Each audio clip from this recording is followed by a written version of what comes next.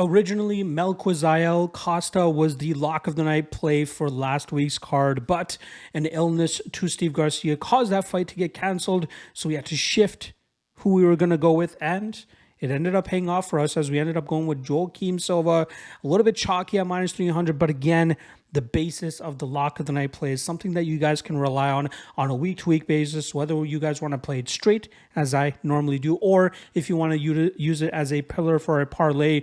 I want to make sure that you guys can bank on the lock of the night play and prediction to come through for you. And that's exactly what it did. So right now on the year, with a couple weeks left to go for the year, our lock of the night record is 97-33 for plus 27.67 units and a 4% ROI. Again, I'm shy of the 5 or 50 unit goal that I had for the year, but have to readjust maybe 40 units, maybe 35 units. But regardless, I'm not going to change up my style. I'm not going to chase anything here. I'm happy to be in the green, and I'm happy to have a decent ROI with it as well. All right, I got another 3 lock of the night candidates for you guys for UFC Vegas 83. Again, if you guys want breakdowns on the PFL card, which goes down this weekend as well, you can find that strictly on the Patreon page. Link to that is in the description below for the lock of the night Patreon page. All right. Also, if you want to find out which of these 3 I actually ended up going with, you can find that on the Patreon page as well. But you can also guess it and drop a comment below and figure out which one you think that I ended up going with.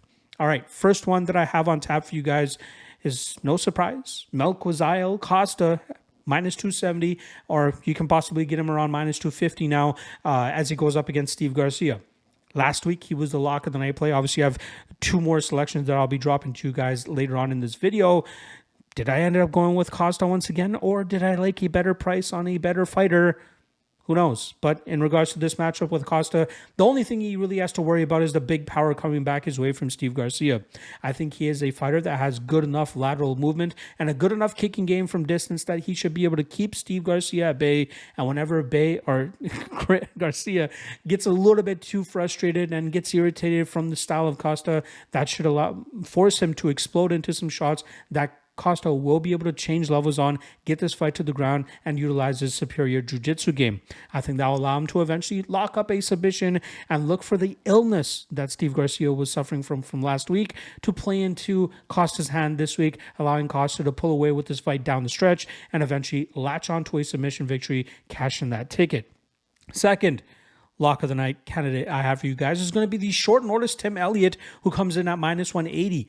This is a very solid fight for Tim Elliott, especially if he has come in shape. This fight is taking place at 135 pounds, so he doesn't have to cut down to 125, which is what he normally fights at, and I think that this is a great stylistic matchup for him.